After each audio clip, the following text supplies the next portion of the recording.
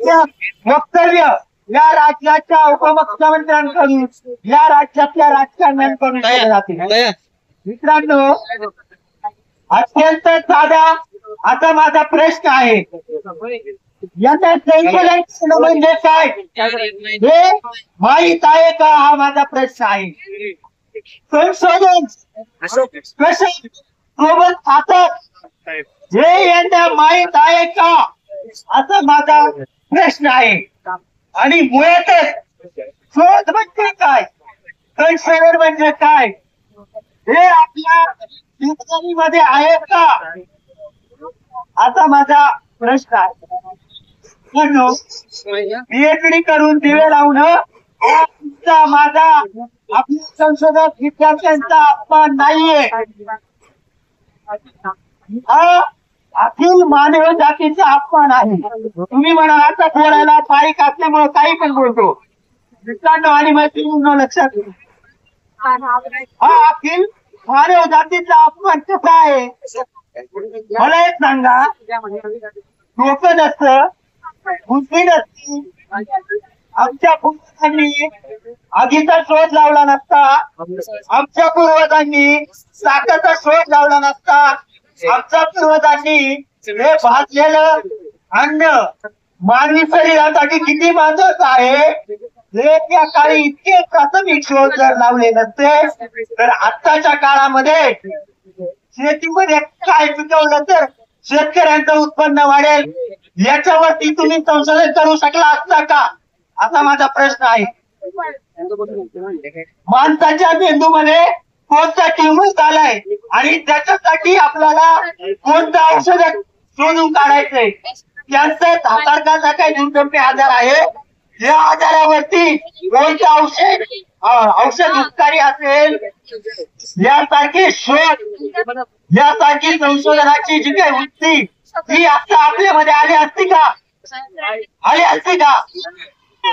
लक्षात घ्या, म्हणजे पीएचडी करून काही दिवे लावणारे हा आमच्या तुमच्या माझ्यासारख्या विद्यार्थ्यांचा अपमान नाही, तर हा मानव जातीचा अपमान आहे। आणि या मानव जातीचा अपमान करणाऱ्या या धोरणकर्त्यांचा विजय करतो।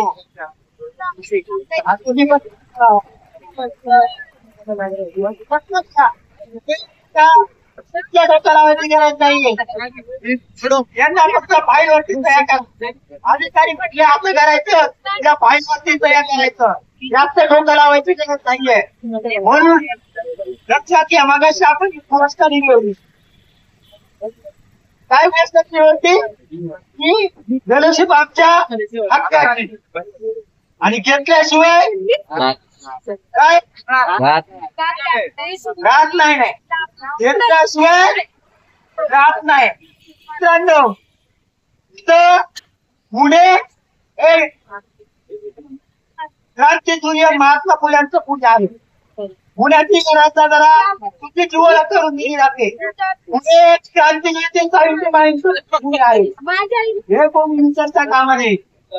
भारतातली पहिली शाळा सावित्रीबाईंनी आणि महात्मा फुल्यांनी याच पुण्यामध्ये काढली आहे, आपण विसरता कामा नये। आणि या पुण्यातून संपूर्ण राज्यभरामधून आलेले जे काही आम्ही संशोधक विद्यार्थी आहोत, इथल्या व्यवस्थेला आणि इथल्या शासनाला आम्ही इशारा देतोय, जोपर्यंत इलेक्शनचा जिया निघत नाही तोपर्यंत या जो काय कलाकार कट्टा आहे, हा जो काय दुर्लभ चौक आहे, इथून आपले असणार नाही, हा इशारा तुम्ही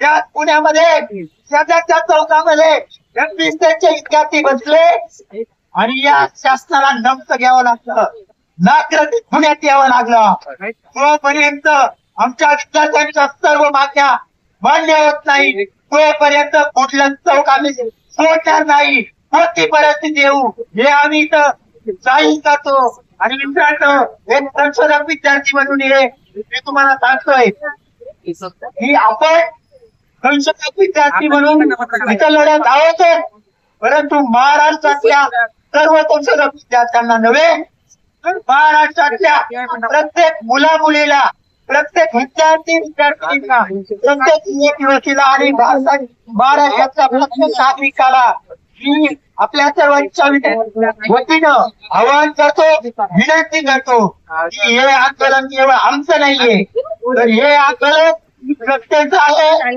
हे आंदोलन अधिकाधिक व्यापक स्वरूपाला जर द्यायचं असेल तर सर्व पुण्याच्या नागरिकांनी, सर्व महाराष्ट्रातल्या नागरिकांनी आमच्या या आंदोलनाला पाठिंबा देण्यासाठी या गुरुनाथ चौकामध्ये यावं. आम्ही आपलं स्वागत करू. एवढंच या ठिकाणी बोलतो आणि थांबतो. धन्यवाद. जनशक्ती YouTube चॅनेलला सबस्क्राईब करून बेल आयकॉनवर क्लिक करायला विसरू